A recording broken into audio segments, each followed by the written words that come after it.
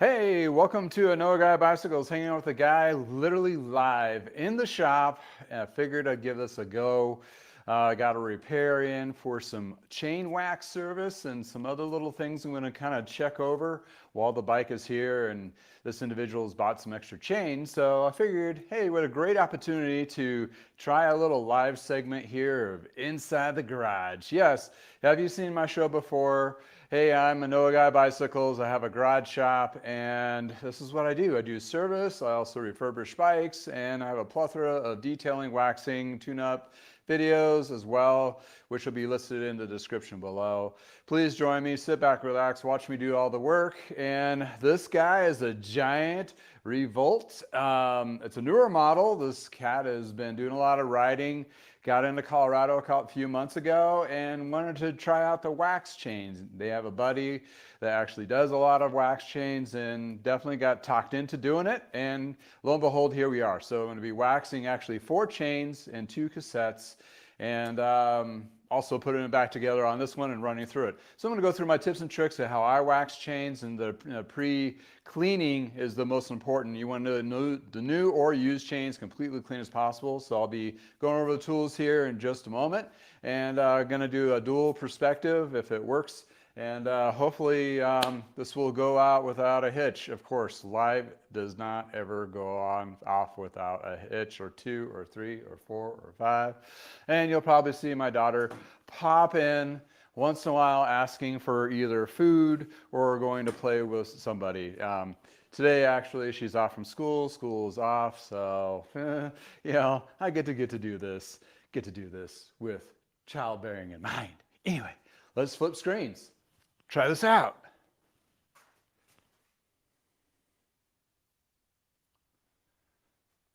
All right, so I got 2 screens. One's going to be basically just shooting at my bench here. Other one's going to be showing off close up, and I'll move these around. So it's going to be one of those live in motion, commotion motions. So I figure probably this angle will be good to start off with. So in any case, we got ourselves a Revolt. We got ourselves a waxer. I got a new waxer. I've been using like the boiling water technique before, and now I decided to try something different. And it just dawned on me, right? It's crazy, one of those things where I saw a video of another guy, and he was using a waxer like for waxing your body parts. So I was like, oh, brilliant. And also, Silca has their own waxer, which is kind of cool. It is $100 or so, but it's individual and does temp. So I found a waxer that actually has a digital display on. A lot of them are dialed because I want to know what the actual temperature is in there as I'm working with it. So therefore, that's what I'm working with. Something new. I've tried it out yesterday just to test it. Did a re-wax, and it seemed to do just fine. But before that, I need to prep chains. So I have 2 chains already in the bag here. We're going to put them in ultrasonic cleaner using Simple Green first. So the cleaning process is basically you want to use Simple Green, and you do Simple Green the first round or 2 in the ultrasonic cleaner direct. Then you swap it out with rubbing alcohol. Do that for another 5 to 10 minutes, and then let it dry. And once it's dry, then we do the dip here. Well, while in the interim, while it's drying and doing its thing, I'm going to be doing some other things to the bike. So I'll give you a few close-ups on that as well. And without further ado, we'll dive into this. So actually, we'll just focus on the bench first. All right. Okay, a little bit wider screen there for you.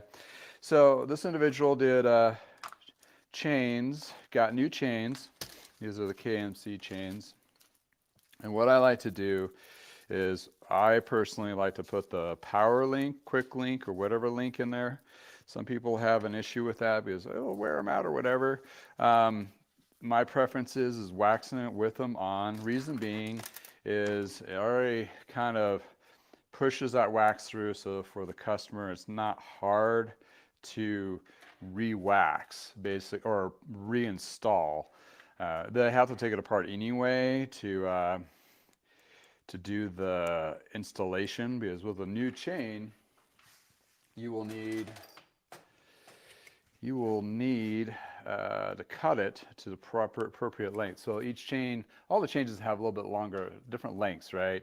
And with this particular one, they all have a measurement length. So what I do is, you got to do this a little diligently, and you hear that snap, boom. So got that in there. So I did the same thing with the 11-speed chains, and got 2 of them in here. I keep them, together. I do multiple chains at a time. Reason being is just efficiency and trying to cut down the mess. So I put it in the bag. The reason why I use bag is an ultrasonic cleaner will actually vibrate through the bag. And also glass jars is another way to doing it too. Glass jars I have a hard time because it kind of have the buoyancy thing sometimes. A bubble or bump bounce around inside there. And it gets kind of weird once in a while. And let's see. Hopefully everybody's still hearing me. This is our first time doing live with a dual perspective. So in any case. So here's the second chain. Bear with me when I go through untangling these things. What's on the chain from the manufacturer, it is a light kind of lube, but it's not a performance lube. It's more to keep it from rusting. It's kind of like a creosote type process. The reason being they do that, it's like, they don't want it to rust, obviously, on the shelf, wherever it's going. So the performance lubes, you don't get that performance lube effect, and a lot of people just take that chain and just start slapping whatever chain lube on there, like a drip or what have you, like a Tri-Flow or Pro Link or Finish Line or something like that. And all you're doing is just adding it to the creosote style of chain. So you're already starting off with a lose-lose hot mess situation. So where the wax becomes a benefit. Maybe I should explain that. Well, I'll explain that while I'm doing it. So the wax benefit, it's been around for a long time. So I'll be keeping these containers for the customer. So I got my 2 chains in their bag. So we're going to move over to the ultrasonic cleaner and fill these up. So I'll give you a little close-up on that here. There we go. All right. Coming back over here, give you the angle that you will need. So I flushed out my ultrasonic cleaner with hot water. So it has hot water in there. It's getting its temperature up to 50 degrees Celsius. And that's the temperature I like to go with on that. And what I do is put these guys on here and back. So I will be doing the cassettes too. Now I like to do that as a service, chains and cassette, because I'm already cleaning the chain, so it doesn't take me, I'll show you in a hot minute here how to do the cassettes, but that leaves the customer only has to do is clean off the derailleur, front and rear, and also the chain rings, which is a little bit easier to lift to do than it is to cleaning those cassettes. So with that being said, having a clean chain or clean chain with wax on it with a clean cassette, you're going to have the best results possible out of this. So, and I use the simple green for my solution for the first cleaning dive. So you fill these bags up. And like I said with the jars, I have jars and they kind of bobble around in there sometimes. So it gets kind of a squirrely mess. So I got another jug here, I want to top it off. So the benefits of simple green, or benefits of wax chains, has been around for over a century now. And the idea is, they used candle wax back in the old Tour de France, and it doesn't attract a lot of gunk. It doesn't, it gives you a higher efficiency to it. And on top of all of that, which is great, so I submerge these. And as I'm vacuuming up, then I can do the zip tie, like so. And if you want to double again, lay them kind of flat on the bottom, because ultrasonic cleaners are like a speaker on the bottom and then vibrates underneath. And it's all shaking and moving. And we'll just put that in there, put the top on. Hopefully the noise is not too distracting. There we go. So the benefits of wax. The wax has been around over a century. like I said. That being said, it has low friction on the actual chain rings, cassettes, and jockey pulleys, less wear and tear. The chain itself doesn't stretch out as fast, and it saves componentry over a long period of time. It is a little bit more of a lift up front, but once you get the process down, it's actually not too bad. But if you get pre-wax chains, then it's really simple, because all you have to do is when you're done, like need to re-wax that chain, you can put it right into the wax itself. You don't have to do this whole cleaning process that I'm doing right now, which is kind of a crazy thing to do.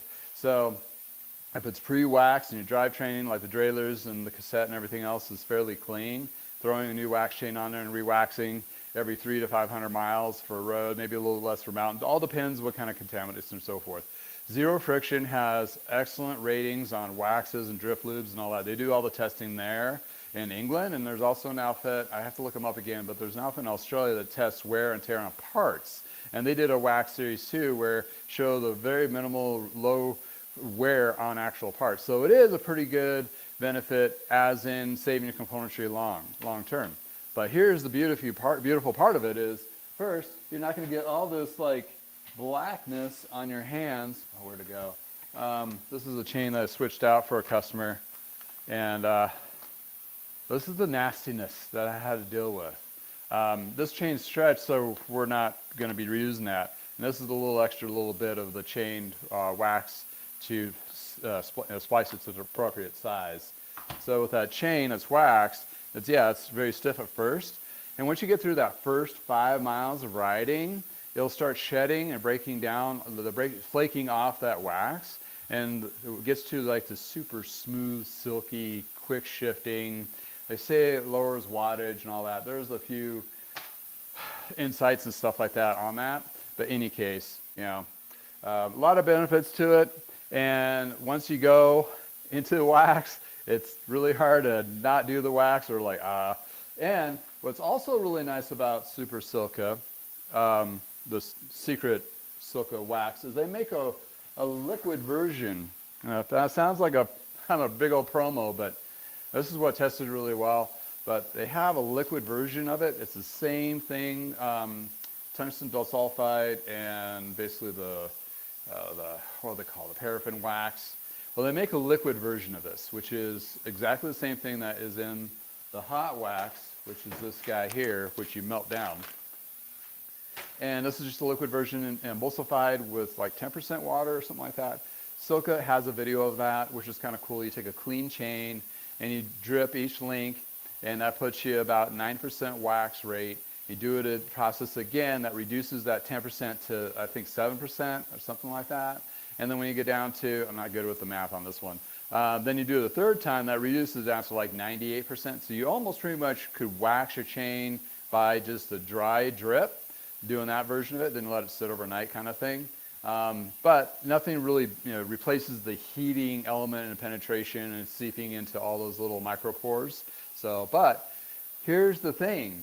You have a wax chain it's been used, the secret wax, which is the hot wax. It starts making noise on you. Then you get the liquid version. This stuff's not cheap. It's like $45 a bottle of, what is it, 8 ounces. So it's not cheap. They do have smaller bottles. Just get one of those. It doesn't take much. Then what you can do is when that chain starts making a little bit of noise, you just put a drop on each link, let it sit overnight, just kind of run through the, just spin it backwards a few times on your chain, and then you're good to go. Actually, let me show you the proper way of lubing a chain. Just a second. Move you over here. Hopefully the ultrasonic cleaner is not too insanely noisy. So properly lubing a chain. Well, I've been told this by my dad back in the 90s, and it's been verified recently by experts in the field. So what you do is you go to Big and Big, which typically you don't ride there, but you can go there. Then you knock it down 1 gear down. Okay, the reason why you're doing this is you're taking that chain and you're putting it at the most angle possible. So this chain is opening up all its little, angles and pores and all that kind of thing. So, and what that's going to do is when you do the drip, it's going to actually fill into those areas first. I heard my ultrasonic cleaner stop, so let's just do an agitation of the chains real quick and go right back to here.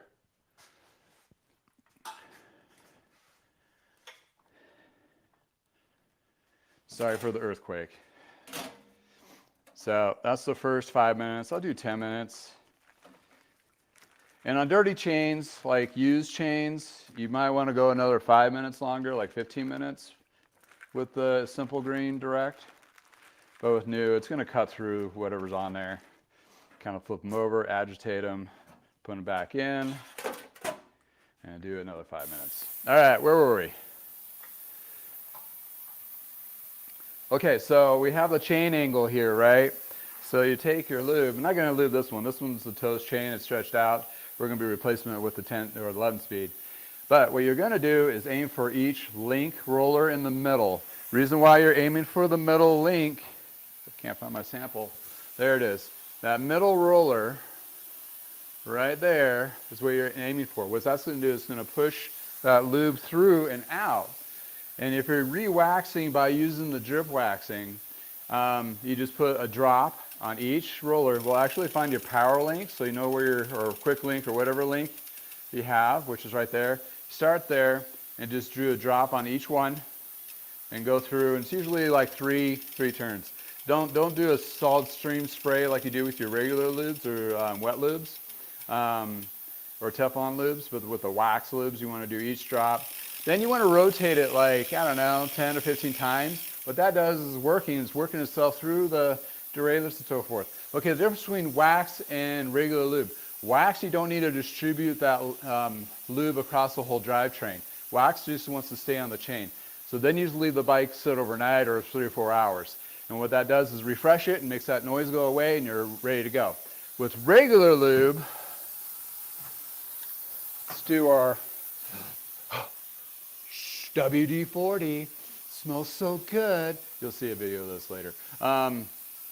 They have it formulated for bike stuff, whatever. I'm just using this that has a bright red applicator so you can actually see.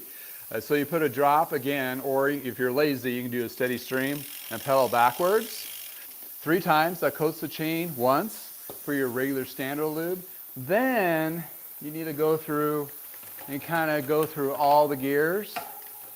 And what is that doing? Once you lube it, leaves a little bit of lube on each of the cogs, and you do the front there and also the jockey pulleys. That's with wet lubes, non-wax. So kind of same start, but different finish.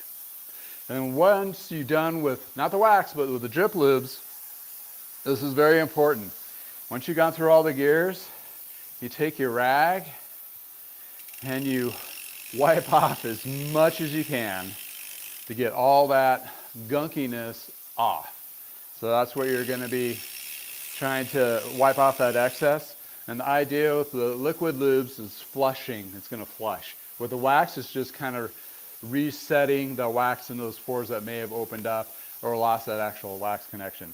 If you really want to go crazy, you can do like 1 drip on the wax, like we just showed you. Let it sit for a few hours and do it again. And that will get you pretty close to being refreshed until you have time to be able to re-wax the whole thing.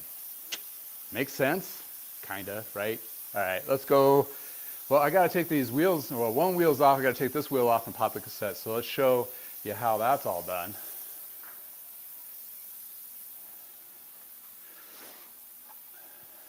All right.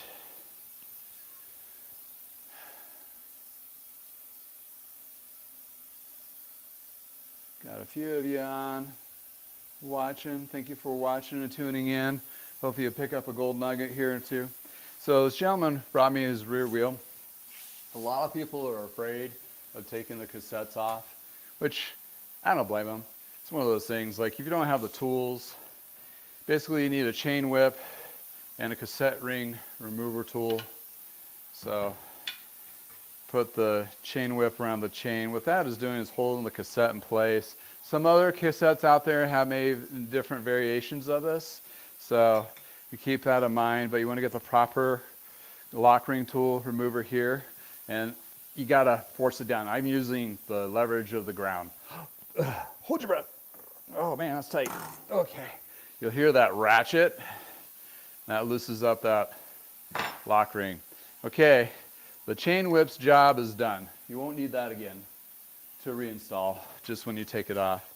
And that lock ring opens up, and this cassette slides out between Shimano, SRAM, and Campanoli. Well, Campanoli, make sure you know the spacing, or the actual spacers in there. That can get really confusing. If you have a question of it, get a zip tie or something like that and put it around the cassette. If you're worried about what goes where, putting it back on. And that's a good trick to keep it in order, so once it's all clean, then you could reinstall it. We can just leave that on there for fun if we want. So that's removing the cassette, and that's basically your free hub body, or yeah, your free hub body, free hub, and what's called drive side with shorter spokes. You're getting the whole tutorial on the wheel. Going to basically wipe down and clean this. Hey, I'm an professional, so while I'm waiting for stuff to do its thing, I'll be tinkering on these wheels as in during the process. So, all right, I need to do the other one because I'm about ready to switch cassettes and chains. Here's my little tricky bit, but I need to get the other wheel off. So, all right. So here's my other wheel. This is Shimano componentry on there. So if you wanted, you got to knock it down. Oops, sorry for the elbow shot. Tighten my stand back down. Back down to the smallest cog. That puts it out of the way. And then you grab the appropriate Allen. Whoop, not that guy. This is a through axle versus a quick release. And you make sure those Allens are all the way in. Sometimes it's a softer alloy for this bolt. And sometimes these have a little, does this have a, no. This rolls down. The mountain bike ones have a locking pin. And this one just has the clutch, but the clutch you don't use for a double. So here, that's the cassette. This is that through axle. What I'm talking about is that alloy. And these also will have a stamp. This is 11 Newton meters, so you want to use a proper torque wrench when you put it back on. Taking it off, you don't need a torque wrench, but putting it on, you do. You want to make sure it's appropriate. And also, you want to make sure that Allen goes in all the way, because you can scar those up, and if they get scarred, you're in a world of hurt on that. And then I'm going to do this one. So back to the chain whip. My chain whip on there, like so, using the ground to force it around. And put my chain whip back, and I'm going to take my lock ring off. And these are keyed. What I mean is, like, there's a slot, so you can't really booger them up. You go on one way, you got little spacers in there. Then on this wheel, we have a spacer on the back. So we want to get that cleaned up too. And while this is all off, I'm going to be cleaning this. And for me to easily clean it, I clean it in the truing stand. We'll show you that in a little bit. But I need to get these cassettes going, because I'm going to swap out cassettes in the chain and reuse the simple green. And the bag's already in there, so I'm not just doing and doing and doing. And I want to use... Let's see. Those are too short. Excuse me for the confusion. Gonna use another zip tie for this guy, which I have. That's my shipping box where I use a ton of zip ties for. So, just for best practices, this is a good way of doing it. Then you can put it back on there fairly easily. So I got my cassettes, and they're not, because I'm doing two, so I don't want to give them cassette. This is a 10 speed and 11 speed. You don't want to get any of those little bits separated. So I'm going to use separate bags on those, and we'll bring them over here. Put these away, and I'll show you how to do that. All righty. Okay. This is where the fun begins. I'm doing switching stuff out. All right. So I have my little tray here. So I like the baggies, like I mentioned before. That's a supersized bag. I have to use that one. I'm missing one. So gonna fill this up. This is rubbing alcohol. Oh, you can see I use a whole bunch of it, so I just recycle it as much as I can. So I open that bag up, set it here, and I take my 2 chains from one without spilling or dripping too much. I just transfer it over. Some people like to rinse it out. If it's used chains, yeah. Then I take my cassette and I put that bad boy in there. And if I need to put a little more simple green, just to make sure it has more volume, top it off. Do a little topping off. There you go. Get the vacuum out. Grab my other bag.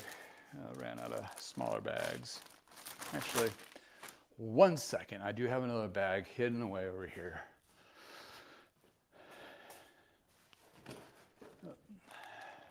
Parts bags. You know, when you do a business like this, you have to keep all the parts that you list in appropriate areas.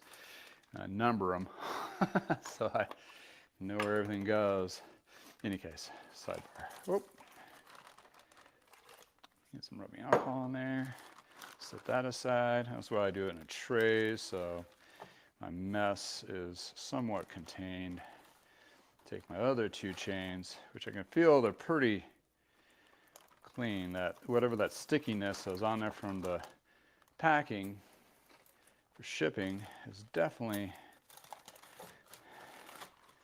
So if you have a bigger cassette like those big honking mountain bike ones, you can use a bigger bag like this, do the same kind of process, as long as it still fits into the ultrasonic cleaner.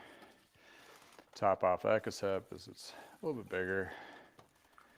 So we're going to do the same thing. We're going to pinch the volume on these. So get it in there.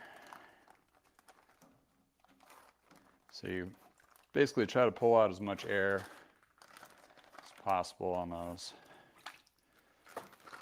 Get them all in there. So you got the rubbing alcohol, and I do the rubbing alcohol for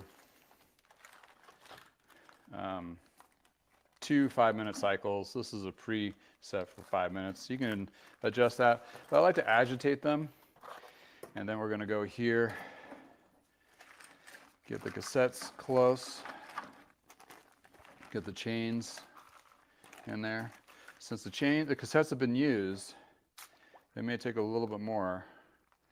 And you got to watch out your volume of water because you're doing more stuff and your volume might overflow on this here. And again, you want to close to the bottom for the vibration of the ultrasonic cleaner to work. So still about close to 49 Celsius. So give that another 5 minutes. All right. What do we do next while we wait? Oh, let's clean up those wheels. Sounds like a great idea. Let's jump on that. I don't start doing my wax, start heating my wax until the drying process because it heats up pretty darn quick in this. So I don't need to sit there just sitting. So in that case, I'm going to wait to start warming that up. I'll show you that in a minute, but I'm going to move the camera to a more mobile thing, bench counter, and we're going to do a little bit of wheel cleaning and double checking while that is cooking. So off to the tripod. You'll feel earthquake sensation. Hopefully I didn't destroy anything too much. All right, so this is my truing stand. Try to give you a good angle here. So with the through axle, it uses a different bit. With a quick release, it fits this just fine. Now we're going to open this guy up. Slides in. So you check your hub when you put it in truing stand just to double check. And for me on this one, I'm going to grab a rag. Oh, actually it's pretty dirty. So we'll grab this rag here. You can use like a all surface cleaner kind of thing, Windex, Purple Power. You know, I do a purple power diluted on this one. I think I'm just going to do the all surface cleaner from lithium. What I'm trying to do is just get all this dirt off this guy's wheel while I'm waiting. It's kind of a, nothing like, you know, the extra professionalism of having a super clean bike or parts. I'll probably do the bike too. It's just, you know, I don't like dirty bikes. And you got that wow factor. And it's a newer customer too, so any bike shop and bike mechanics, if they've been trained right, they're going to do the little extra mile to, you know, do a little extra here and there, no charge, to have those customers come back. So that's what we do. That's what we try to do anyway. Some of us, not all of us. Corporate stores a little bit different. You know, they have a different Kool-Aid that they're working on. So I'm just basically wiping this off. Try to get that dirt to be knocked down. That kind of thing. So the decals look good. And also, this is a good time to do this, is also inspecting the rim, making sure it is not compromised, it's true, all those good things. So all this, while my stuff is cleaning an ultrasonic cleaner, I can do this other stuff. Yeah, I know you're gonna like, wow, we're gonna talk about wax. Well, we'll get to waxing in a little bit. Then I like to wipe the spokes down, because they're, obviously they're dirty too, but also when you're wiping them down, you're feeling that spoke blade, right? And you're seeing if there's any kind of bentness to it or what have you. And then go to the other side. Actually, I start where the spoke or the press valve is. Other side, and swipe that down. And go through each one, and I'm actually feeling for any irregularities of the spokes. And cleaning that hub. Making sure we got this all cleaned up for the gentleman.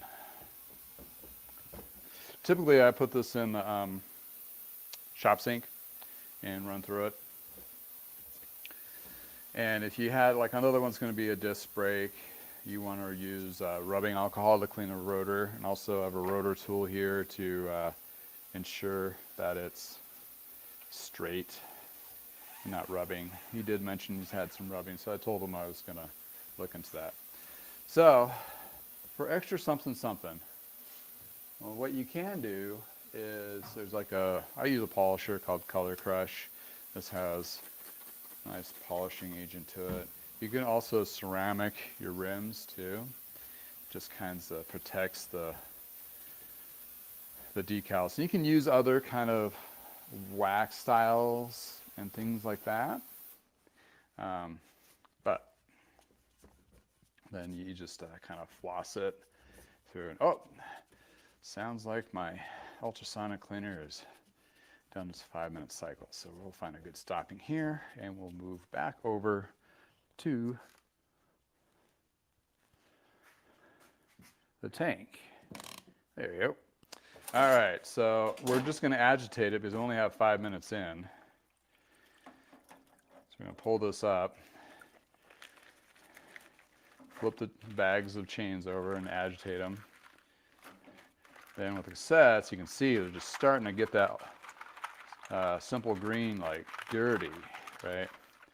Okay, we're going to do this another time in the straight simple green, and we'll pour the simple green in the tank, and then we'll brush these off and do another round while the chains are drying. So we'll just, kind of full. So carefully sink that back in there.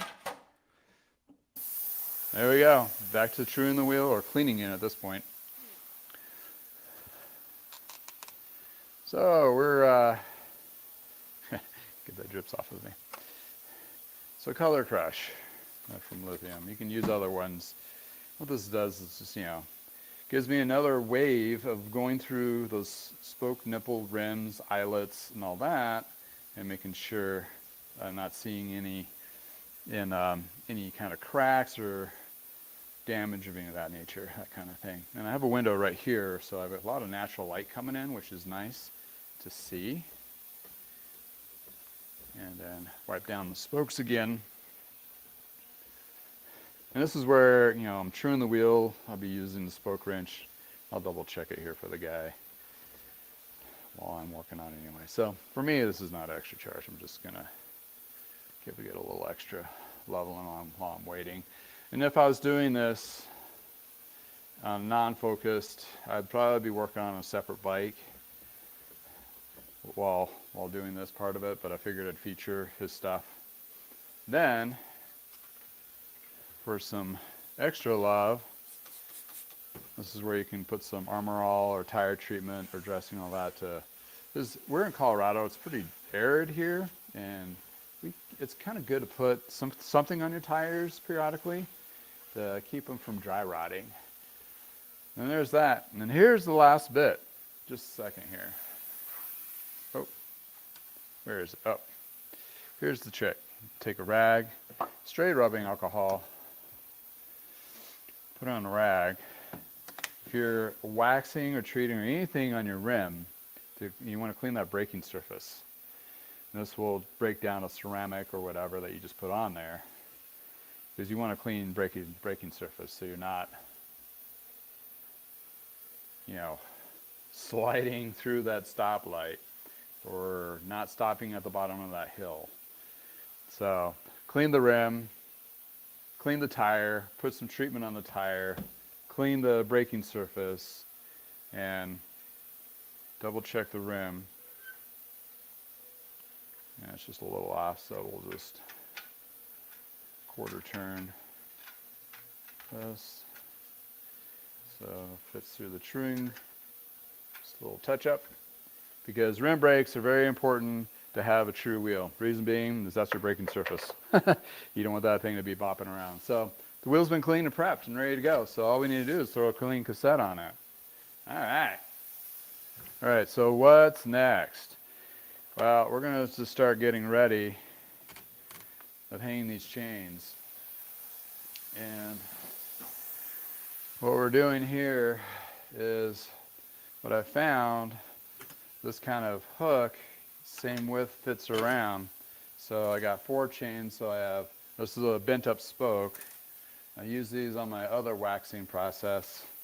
So I got 4 chains, so I'm going to pull 4 of these out, get them ready, throw my lock ring removal tool away, and clean this through axle bit, get everything organized and prepared. So gonna hang dry. That's gonna be the first immediate thing to do, is hang dry those chains. And then once those are hang drying, we will start the little waxer here and make sure those cassettes are clean too. So yeah, right now, if you join us, we're just in the process of cleaning the chains. To review that, we did simple green, straight, in bags, in an ultrasonic cleaner for a total of 10 minutes, 5 minutes at a time, and re-agitated them. Then we swapped the chains out into a bag with rubbing alcohol. Then that's going on a second 10-minute cycle. And the bags that I had the simple green in, I put the cassettes in. And those are cleaning the cassettes for the customer. So those will be all good to go. And now we're just about ready. Got 16 seconds left on the ultrasonic cleaner. And then we're going to wipe off the chains and then hang them to dry. And then I'll clean the cassettes. And once the cassettes are clean, and we'll set those to dry too, and then we'll reinstall the cassettes when they're done, but we'll do the chains and drip and hang and show you how that's done here. So, all right, I think I want to put you back onto the mobile tripod. So it's a little bit more at an angle. We'll do some other things to the bike too while we're waiting, but right now we got to get the parts going. So we started this process and we're, 40 minutes in? That's just the pure cleaning and tinkering. All right. So we're going to start the chains first. And I try to recycle as much stuff as possible. And you can just take like coffee filter and refilter your rubbing alcohol, that kind of thing. It's the same process you can do for the secret sauce, or what was it, the Silca strip or easy strip? I forget the name of it. All right, so take one chain, take a rag. Actually, I take a clean rag. And just kind of do a little courtesy wipe. And I do have a little fan.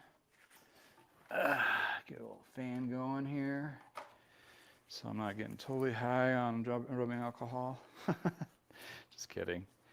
What I found so far with this particular waxer, I used to do like 4 loops or 8 loops. This one's 2. Reason being is you're folding that chain over on itself to get into that thing, the little tank. So this way, and actually have the middle a little bit higher up. So it's not a little more higher up than that. I just played with it yesterday, so that gives me enough. So I'm going to loop it around. You'll have to do this same thing with the Silca cleaner as well. So, and it's the power link still in there, so keep mindful on that. Some chains, the PC 951s will pop loose on you. The 10 speeds and 11 speeds seem to hold up. That's the SRAM one. The KMCs seem to hold theirs pretty well too. So we're going to try to get this clean as possible.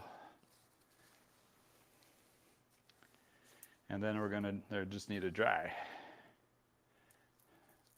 So get my, grab those. So while they're drying, we'll heat up the wax, check that, and then everything's about spacing and hooking and drying and all that good stuff. So that's one jar. I'll filter these back again. So yeah, the cleaning process is an issue. Okay, so Silca's come out with strip blocks, I forget the name, shoot. Quick strip. And what that is a little square tab, or a square, it looks like wax, but it isn't. It's a stripper that you put in the wax, and it's only for new chains. So you can't reuse the old chain in this. But you put a square in there with the wax, appropriate measurements, and then it sheds the manufacturing grease off for new. So that way you can skip this whole mess of doing this.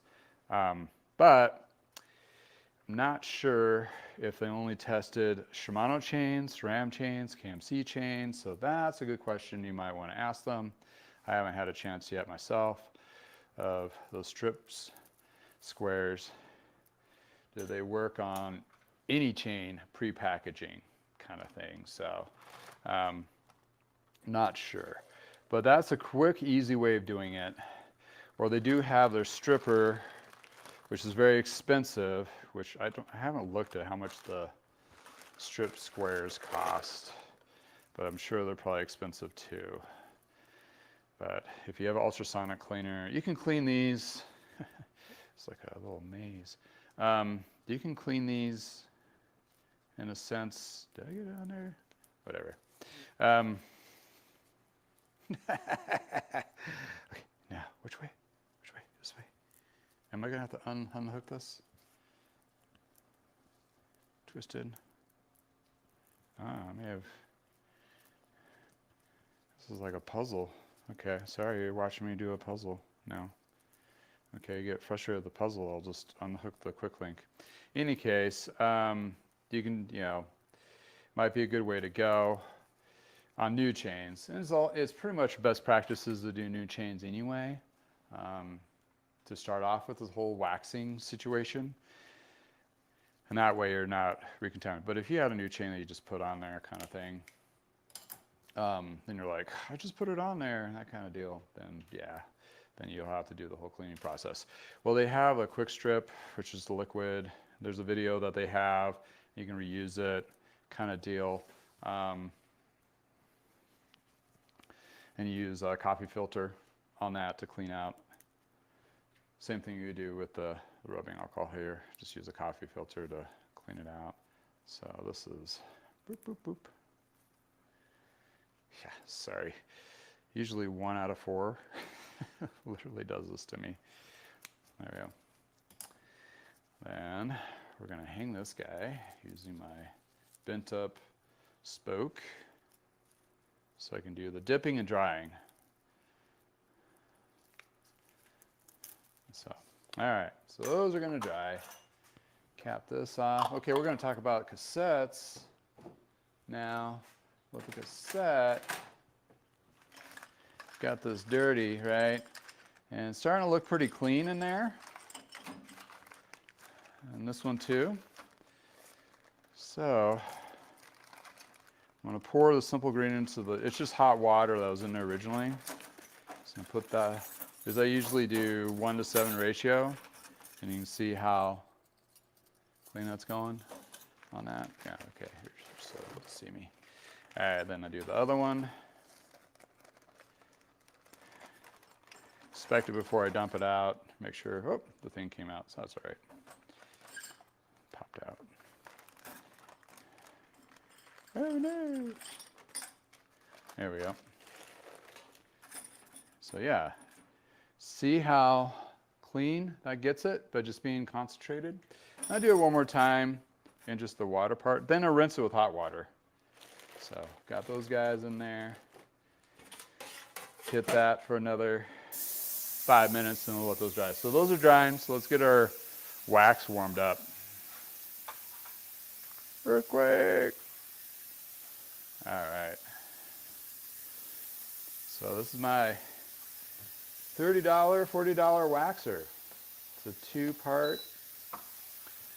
And what you want to do, this is my already pre-used wax, but this is pellets. And what's nice about wax, you just keep rewaxing, rewaxing, rewaxing, so you don't have to worry about it. This is the wax that I melted yesterday. It becomes a nice little hockey puck in there. So I'm going to crank this all the way up. Turn it on. And this will take a few minutes to cook. Get that wax all melty. So I go all over. This goes to 203 and cap it. And there we're just going to wait for it to warm up and melt. And I agitate it once in a while with, of course, the spoke. You can use, some of these they sell like the little waxing sticks to wax your leg and various other parts, which I've never done myself, to me. But yeah, you can use the little sticks. I opt to one, save 10 bucks, and I didn't need any accessories because I got my own accessories for my stuff. In any case, this individual wanted me to check his brakes, and to do that, I'll pop the wheel off and do that at a later time. I'm just going to do the back. But I noticed that the back is kind of dirty. And I don't like spraying anything onto the bike. So we're going to do a little pre-treating of the bike here while we're waiting for our chains to dry and my wax to melt and be efficient as possible. But you get a little gold nugget of how to take the chain off the bike, in addition to how to take the brake pads off of off of a disc system. So we're going to put you over here. So hopefully you get a good view angle. Move some stuff out of the way. Yeah, when you're in the garage shop, you're always, space kind of thing. All right, maybe that's the wrong angle. Here we go. Okay, so first, I want the chain, take the chain off. I'm going to look for that power link, which is right here. And I'm going to save this chain because I got to measure the new chain to install it. So this pops like that. You need these certain pliers. They make everything easier. If you try to use needle nose, there's a lot of little videos out there on how to pop them off, but get yourself a $15 chain tool. Makes it easier. We're going to save this, set this aside. Put you over here. I will probably drop you. So that's my quick link there. You can save that quick link, throw it in your pack, kind of thing. So that gets the chain off, and this is all open here. But to get the caliper off here, this is the one that uses a pin, a lock pin. So right here, push needle nose, don't drop this, you'll lose it forever. That holds that in, and on the other side, it's a flathead screwdriver. Some of them are Allen wrenches. This is just a pin that holds everything in place. So you basically have technically 5 parts here. One's the lock clip, then you have the threaded pin that goes through. This one's bigger, so if you drop it, it won't be as bad. That's this guy right here. Set that aside. And then these are easy because they slide out from the top instead of the bottom. So you got your 2 brake pads. And you said you put new ones in there. That looks like a new glove. And the reason why I'm taking these out is I want to clean this, putting the piston area down, and also these guys here. So I want to keep these out of the way so they don't get contaminated. Always get your brake pads out of the way from decontamination. Take that off. Get a new glove. So what do I use to clean this area, right? Well, mechanics take it all apart. Well, a lot of people don't like to take everything all apart. So we're going to, this is used in the automotive industry, grime wave, or auto detailing industry. And what this does is like for your engine block area, so you have mixed metals, metal, aluminum, plastics, wires, and all that. So that's safe to use on that. So it's safe to use on this here. It's pretty easy to use, and that's what I kind of like it. But let's double check. Cassettes have cooked, done cooking there. So I want to get those out and drying. So everything's in stages of 5 minutes, including the waxing. So, all right. So pretty much clean.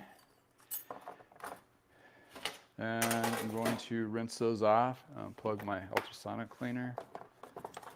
And you come with me, and we'll go to our little shop sink over here. So yeah, you want to rinse. I do have a couple brushes in here. Get yourself a raining kind of faucet head, and you just want to go through and double check and get all that. You can use light soap. I use like the Ajax type stuff here. You can put it on. I put it on my brush. Light and polite. Back in the day of, and if you have any extra dirt on there that doesn't want to come off, that's a good thing to use. Saw a couple that were just being stubborn. So the hot water really helps. This way you're not using any very aggressive solvents, like the old solvent tanks were just brutal. So got those. Put that in my little tray so I'm not dripping all over the floor, so it's not a huge trip hazard. Okay, and get this, here's the secret of drying off cassettes.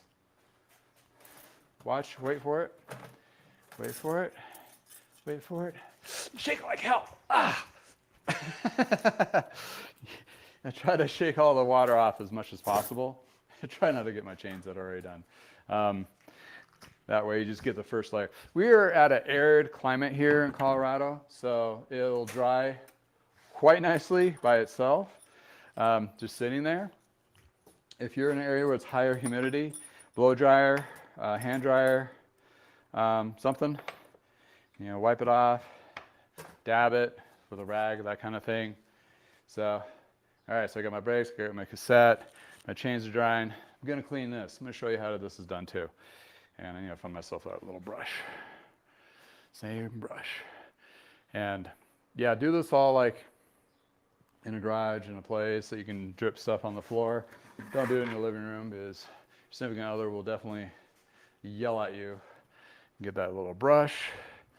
And the brush is sometimes not necessary, but it's really nice. But House Grime Wave works from lithium. And there's some of the others you can use like Windex or whatever.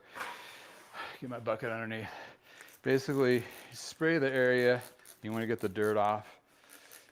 Same thing here, and also the front derailleur and the crank. Let that sit for a few minutes, and while it's sitting, you can take your brush and wipe off all this. Now, also, we'll come over with a rubbing alcohol cloth, a clean cloth with rubbing alcohol, and floss this all out. And that's when I actually clean the pads too. So this is just kind of like the first wave of cleaning. First wave, grime wave. Bad dad jokes all day. And try to get on those nicks and crannies kind of thing.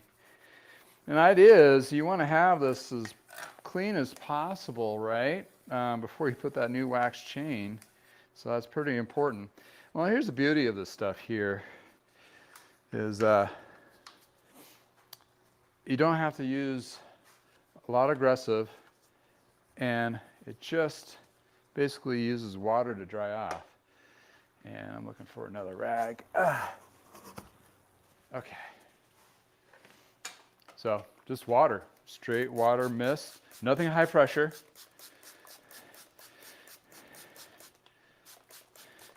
And this basically gets a lot of that gunk off, sheds it. And you're not done yet. Once it's all dry, use a blow dryer or whatever, air compressor, whatever you need to do. Here it's arid, so I'm just gonna let it drip dry. Wipe it off, of course, my rag. And this is where I get the opportunity of cleaning the jockey pulleys as much as possible. If you're really handy, you can take the jockey pulleys out and clean them in ultrasonic cleaner too. If you really know how to do all that stuff. Also clean the derailleur cage of the front derailleur. And I'm seeing dirt come off, so it's going to take a little bit of extra, right? You get that drivetrain clean. A little bit of flossing, that kind of thing. Same thing over here.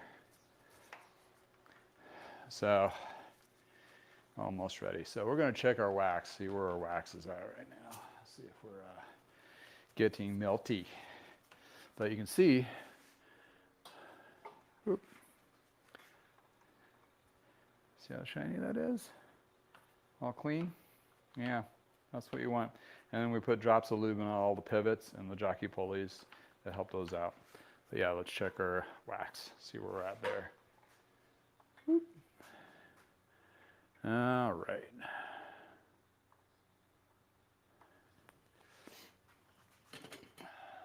Yeah, we're starting to get there. Now it's kind of a floating puck. Agitate it. And it does, this tungsten disulfide will settle. So you need to agitate it and move it around. I mean, you do that inherently anyway when you put the wax, put the chain in there to wax. But right now, double check my chains, see how they're feeling. Yeah, they're drying pretty good. The rubbing alcohol evaporates pretty good, so we're good there. We're getting close. And yeah, getting really close. Get that. Maybe I should have started a little bit earlier. But still learning with this new device. It seems to work pretty good. Then you can turn it down. Then it'll blink at you as it's degreasing or increasing, and you can turn it back up. Once it gets to the 200, it looks like it almost wants to boil, so I turn it back down. And you can see it now, it's starting to, count back up, down and back up. Come on, there you go, get back up there. And there you go. So cassettes are actually almost pretty dry. I got a good draft here from that fan. It's working pretty well. Let's put my grime back. All right, so the chain rings are drying off. Cranks or drivetrain is drying off. Waiting for that. What can I do to be productive? Well, maybe I just take a break. Yeah, so waxing is a big mess in the sense that, you know, once you get it down, it's pretty good. But right now, I'm doing multiple things to the bike. So as a mechanic, if you're a mechanic and you're doing waxing or any of that drivetrain cleaning, ultrasonic cleaner has definitely been a game changer for that. In addition to, it enables you to do other things on the bike to cut down that time. So doing a tune-up on a bike with a, you know, drivetrain cleaning the pads and all that, you know, it's still looking at 2.5, 3 hours to do it right and taking your time. I mean, there might be some faster mechanics out there. I'm sure there is, but in my case, you know, I like to take my time. I'm no longer that high production mechanic anymore. I definitely want to make sure I get it done right, and I'm not rushed to the point where I'm making a mistake, that kind of thing. Come on, puck. Warm up. Warm up. All right, so you got the drivetrain clean, or yeah, basically the chain, cassette, chain's being waxed, cassette's clean, pistons are clean. I clean out the brake pads with some rubbing alcohol. There's other cleaners out there. That's what I use here. And you said there are new pads, and he said you put on new pads and they rub a little. So when I true the rear wheel, I'm going to be looking at that rotor, make sure it's not doing its thing back and forth. Make sure that rotor's straight, and also making sure that piston is incorrectly, you know, lined up correctly. So you put the pads in and you get everything assembled, and you loosen up those mounting bolts, press the brake really tight, that shifts that caliper in center, tighten those bolts down and release, and hopefully that shifts. If you have a problem, sometimes the less expensive ones don't like to shift. Then you take a business card and you slide it up on one side to kind of jockey it over. That's one trick, or a thin piece of paper to kind of move over. You're looking at very tight tolerances on disc brakes, and just a bump in transportation could, you know, transporting a car or a rack or whatever could knock those out of whack. So they're not dainty, but they're fickle, right? I don't know. Hey guys. All right. Come on, wax. Oh, yeah, I think I'm there. Okay. Yeah, we're right about there. Wax warmer. Ah, it's my soup. What's nice about this one is two, and the reason why I got two, here's the thing. So if you have a mountain bike, right, and you wax your chains, and you mountain bike a lot, and you have like 2-3 chains, of course you'll end up doing that. Well, the thing is, for waxing mountain bike chains with more contaminants, what you'll do on the bottom of this little thing here is make yourself a little screen lifter that lifts up just a little bit, and that's where the chain will sit on top of it with all the wax in there. You'll have one, and it's like a pre-wax. So you take your chain from a mountain bike, you put it in there, and whatever gunk that might be still in there for settlements. So you don't have to do all the cleaning process like we're doing on that we just did on the chains to re-wax your chain. Once it's already waxed, you're good to go. But if you're doing a dirty chain, or, you know, obviously you want to rinse it off as much as possible with water, but get all that, you know, contaminants like dirt and all that, right? And then you put it in the pre-wax first. Like you got two waxes. One's a wax that you pre-wax with the screen, and you agitate it for 5 to 10 minutes, and that all the gunk will settle to the bottom. Then you take that chain and you move over to the next one, and then that's your cleaner wax. Well, for road bikes and for gravel riding and that kind of thing, if you're not into muckety mucks, you can just go with the straight wax. Re-wax it, takes like 10 minutes, good to go. That kind of thing is basically just taking it off your bike and hooking it and doing that kind of thing. So, all right. Yeah, we are now ready to wax. Starting to bubble up a little bit, so we want to knock that temperature down. Ooh, don't touch that directly. Getting hot. I'm gonna go down to 190. Oop, went too far. It went double digits on me. All right, I'm gonna grab my first chain that I hooked up. All right, this guy. Okay, a lot of these chains will be, I mean, I'm doing 10s and 11s. These have a marking on there like X10 or X11. The Shimano's will be the part number itself, like HG something, something, something, something. The SRAMs will be PC 951 is the 9-speed, 1051 is a 10-speed, 1151 is 11-speed, and so on. So that way, if you're doing multiple chains with multiple speeds, you're okay. So you want to roll this up, kind of like how it was in the container. You remember, like on the container when I took it off? These particular containers are small, so it's not a one, it's a 2-stack. So we're doing a 2-stack. And you want to carefully just lay that in there so it's completely submerged. And if you need to make sure it's completely submerged, get your little hook in there. And then you move it around. Like we said, it kind of splits and settles. Then we wait for 5 minutes. Let it sit there. Yep. If you want to make sure it's warm. Kind of liking this. The other way I was doing it before was I had a boiling water in a fondue pot. And I had a tray thing that fit in there and a boiling water. It was kind of like melting hot chocolate. Well, I was just trying to do this like that to begin with because that's what I had. I was like, I'm not going to buy all this stuff and try it out. Like, I could just do this process. And I did it for a year or so. And it is a mess. And the water gets everywhere, and you have to fill up the water and boiling. This process seems to be a lot cleaner and slicker. And when Silca came out with their own little crock pot things, like, light bulb. The other ones, these warmers I found out there have dials. So you're going to need a thermometer to see what temperature you're at, because the dial is going to be not that accurate per se. So you want to make sure you're within that realm. And in this one also, the other process I can do 3 chains, 4 chains at a time because I can really stack them. This is 1 at a time. But for you at home, 1 at a time is not going to be that hard of a deal. Especially if you're just re-waxing. I did one yesterday just to test this. It took me like 20 minutes. It took like 10-15 minutes for the thing to warm up, and then once it's warmed up, it only took like 5 or 10 minutes for doing it. Then I just hung it to dry.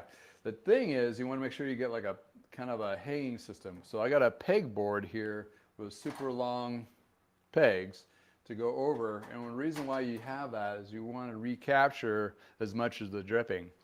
The stuff's expensive, but a bag of it goes a long ways. I mean, you may never, depending on, I did all our, my wife's bikes, my kids' bikes, my bikes, several of them. I was a tester, and I had like maybe, only used maybe half the bag, and you don't dump the whole bag in there. You just, do enough to get a coat the whole one chain, and then you keep refreshing it when you need to refresh it, that kind of thing. But yeah, we're just waiting for this to warm up. We're 3 minutes in. Move it around. And what it's doing, and the reason why hot wax is good using a heating element, it heats the chain up too. Because once you first put it in there, you'll see that wax build up like you dip your finger in wax, right? As a kid playing with candles. It does the same thing, but once that chain, the reason why you're waiting 5 to 10 minutes is that chain is heating up, and then all that wax is just kind of filtering into all those areas. And I like agitating because you're like swishing that tungsten disulfide all the way around those chains, and actually moving into those little parts and so forth, that kind of thing. And that way, if I had 2 of them here, I don't do much mountain stuff, but if I had the other one going, I can do 2 chains at a time. And that way, if you're at home and you just want to sit down and spend an evening or an afternoon and just crank through all your chains, you can do that. And again, the drip lube is the same exact stuff as the hot wax, the secret lube here. And it's not so secret. Well, I guess it might be still secret. Well, the thing with this, I'm going to recap on this while we're waiting for this, is once the chain is on your bike and you ride it 300 to 500 miles. By the way, my neighbor, I whacked a couple of her bikes, and she races and rides avidly. And I have it on a trainer bike, a gravel bike, and I think another third bike of hers. And she writes pretty avidly, and she has not yet come back to me going, hey, it's starting to make noise. I keep on asking her, like, hey, your chain's good and making noise? Like, they're doing great. She's the kind of person who's like, she's not going to come bother me until actually something's making a noise, and when she does, it's like, it will.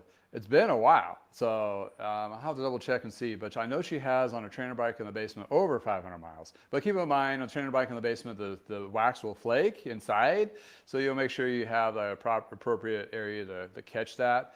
Only at the beginning, and the wax chains start, you have a break-in period for like 5 or 10 miles, but once you hit that 5 to 10 mile mark, super silky smooth, right? Super great. Then you enjoy the quietness and the crisp shifting and that kind of thing. Once it starts making a little bit of noise, and you don't have time to wax it, you can go on a race or a ride or whatever, you're going on a trip. Here's the liquid. Like I showed earlier here, you can back up and I drip it on each link, let it sit overnight, run it through. You don't have to run through all the gears, just put it on each link and just kind of backpedal in the same cog like about 10 times. That agitates the chain enough that it works that wax in there and let it sit overnight. And then it'll be basically re-waxed, ready to go. So you could probably get away with doing what this bottle here for 8 ounces is like 45 bucks. I make little micro ones for my customers, so the wax chains, I give them a little sample. This is, I forget the milliliter, but really, really small. But this is enough. This is probably about as much as you'd use for one application. Haven't quite tested it yet, but I will soon. But it's about the same. Because when I did, this is my second bottle now of using this, and I did on other chains I've cleaned just to see how much I'd use. I use very little. So basically 8 ounces divided by 30 of these little guys is what, 0.5 milliliters, something like that. Check my math, put it in the comments below. That kind of thing. All right, so we're definitely beyond the 5 minutes. Okay, so we'll give you a close-up on this. Or closer. Where am I? There we are. All right. So you see how it's just kind of unrolls and drips. And that's just super, super coated right there. Yeah, slide this underneath. And it takes all the way out to the end. Then there we go. Then it's just going to drain. And I like to do a little tappy tap to agitate it to drip some more. So that's just dripping there, starting as drying. There's several different philosophies. People like to let it sit dry completely before they take it, and they break it loose and put it on the bike to shed it. I like to let it dry at least about an hour or two. And what I use is this guy. This is a chain cleaner, if you don't know what this is. It's a chain cleaner, but it's never been used to clean chains. It was brand new. And I put it in here, and I run it through several times off the bike, and that kind of deflakes a lot of it so it's more pliable. And that's what I do when I pre-package them for the pre-sold ones. For this one, well, not all of them are going to go on back on the bike. And actually, I don't have the other bike for the 10-speed, but the 11-speed one, I'll install one. And I'll install it, then I'll do this again on the bike, and that really breaks up and gets smooth. Then I'll go for a longer test ride, about a half mile to a mile, and you can kind of really feel that the wax itself just kind of start breaking free and be more fluid through that whole process. So while that's drying, I'm going to grab another chain and do my roll-up technique like so. Slide her in. Can you share? Here, okay, you can share. And see how it's, oh, you are getting low. Chain's still hot. Ah! So at first I was going to show you that it kind of coated. And there you go.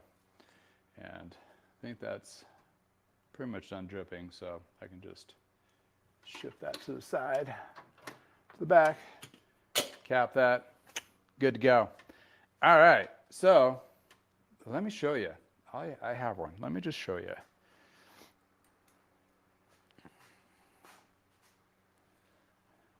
So that's our wax chains, right? Here's one I just waxed, pre-waxed. Oh, wait, where are you? Yeah, this guy, just re-waxed you. And so this is all re-waxed. And you see how it's still kind of stiff, but once you get it back on the bike, it'll break up. That's where you want to break up. So that's where I use this guy. Oop. Lost the handle. So I lay this in here, put my cap on. Oh. Broke the handle. Okay, this is inexpensive. So, and it's one of those things that in my dealings of buying used bikes and so forth, this guy had a tool kit, had one of these in it. It's one of those hand tool kits. It's very inexpensive. I mean, it does the job when you need it, but I have two of them now, and I have two of these. I'm like, how am I gonna get this wax off? And I'm like, oh, let's try this. And I'll probably invest in a little bit nicer one, but then again, probably a nice one doesn't work as well because it's probably not as clunky. So I do about like 20 rotations. I didn't do it there, but I do like 20 rotations. Then I flip the chain over the other direction. And once it's first waxed, I've already done this one before. It's going pretty smooth. You'll feel it be like, ugh, but you're breaking it through. And this is my patented chain wax refreshener process thingamajig. And this will give you some arm strength on there. See that bicep? It just keeps working. It gets sore. Yeah, this will wear you out. Yeah, don't pull my chain, man. So yeah, that's the process. And once it's on the bike, you do the same thing. That's the deal there. So yeah, this definitely helped out. I'm about to Gorilla Glue that one together, or epoxy.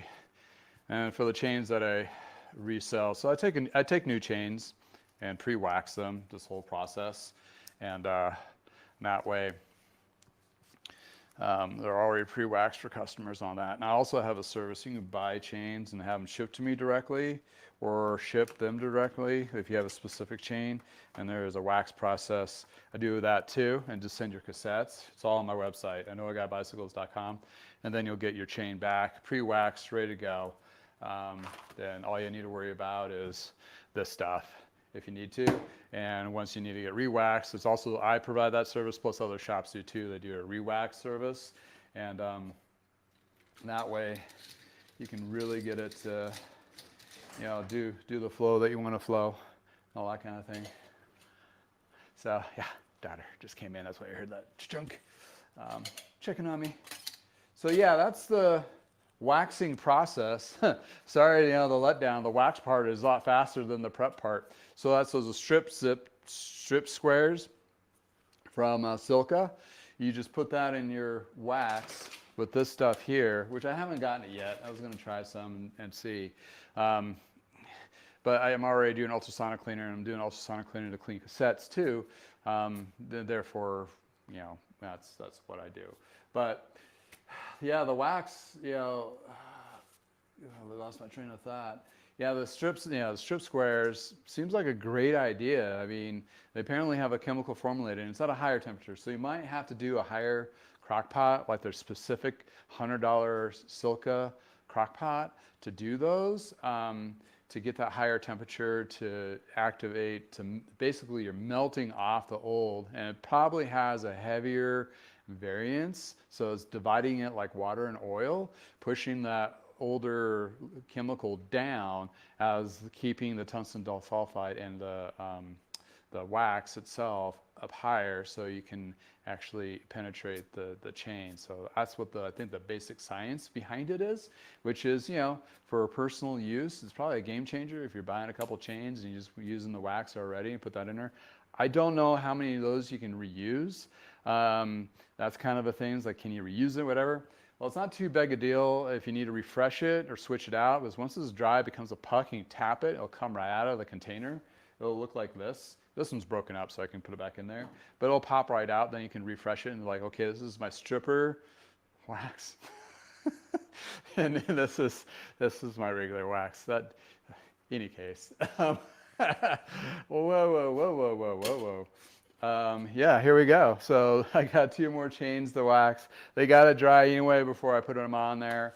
At this point, I'll probably do the other rear wheel like I did the front wheel, so you can back the video up to check that out. It's just, you know, it's a through axle versus that, so it has nothing to do with waxing. I just do like a nice cleaning. While the bike is completely, I was supposed to check his front brakes too, so I'm going to take the front wheel off. While I have the bike down right there, I'm probably going to give it a little cleaning. And if it really feels spry, I might put a little ceramic coating on it. It's a newer bike. It's a 23, so figured, you know, newer customer and do a little extra. You know, it's one of those things, you see your bike picked up and you're like, oh, I thought you just did my chains. It's like, bam, the bike looks like phenomenal. It's like, this is what I do. Come back for the tune-up. So in any case, yeah, that's what, an hour and 20 minutes, and we have a wax chain. Without jibber jabbering, being, you know, using the stripper method like on the Silca video, or the ultrasonic cleaner, it's a good hour, I would say.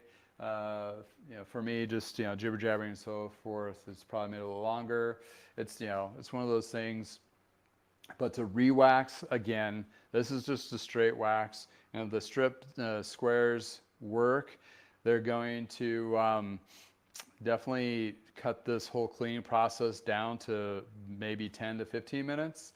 And then you're ready to go. So what you probably could do is just use their super stripper solution and put the chain in there and recycle it through coffee filter. There's a video on that from Silca to watch that. After this video, I'll put those links below so you guys can look at those videos too. And then maybe use the strip squares with conjunction of the Silca wax. But hey, thanks for hanging out with me. This was kind of fun. I hope you enjoyed it. Ping some comments below. I didn't see any chats, but I'm not sure if my chat thing is working or not. It should be. Hopefully I'm not just talking to myself in the garage like I always do. So hopefully it captured everything. I hope the sound came out well. This is the test one. If this works out well, I'll probably have more religious viewings of, hey, what am I working on today, and have it more appropriate time, like every other channel that does these. They'll have like on Wednesdays at noon, or the guys I watch are at 6 o'clock or 7 o'clock on Saturday mornings, that kind of thing. I don't do that early, but it'll be more consistent kind of deal. But yeah, again, thank you for hanging out with me. This was kind of fun. Definitely got this going. Oh yeah, let's do this one here and see what we got. It's been in 10 minutes easily. Oh yeah, see the darkness? Ooh, pretty. Once you go wax, you're just not going to go back. Sorry, just how it is. And do it in an area where you're going to make a mess. It's going to be messy. It's not going to change. You can do it as, you know, put some towels down, whatever you need to do to prevent that. And see, I haven't even needed to add more wax yet. Plenty of wax still in there, and I'm on my 3rd chain, so it's still submerging all the way. So we're good to go on that. And yeah, I'll just slide you back. Oh, figure out a better way. Whew. There we go. Check my time. All right. Well, it's beautiful in your neck of the woods. Hey, go for a ride. Have a great weekend. Thank you for spending time with me. I'll have stuff in the descriptions below and so forth for informational of everything I've gone over, plus the tools and everything. You can still find on my website or the comments below. Yeah, thanks for hanging out with me, and I hope you have a wonderful day. Yeah, in the comments after this video goes up, throw some messages down, or you can message me through Instagram too. And you know, let me know if you have any questions, what you've done on yours, share it with the community. Yeah, it's a process, but once you're out on the ride, it's super smooth, and plus saves you a little time here on that Ultegra and Durace crank chain rings and cassettes. And if you save yourself at least 1 or 2 of those, you're way ahead. Way ahead. I don't even have to do the math for you. You know you're way ahead, especially those dang chain rings. Go look up Durace chain ring. Just Google it and see what the price is. painful. Any case, thanks for spending time with me in the garage. Until next time, have a wonderful day. And I need to go find the turn off button.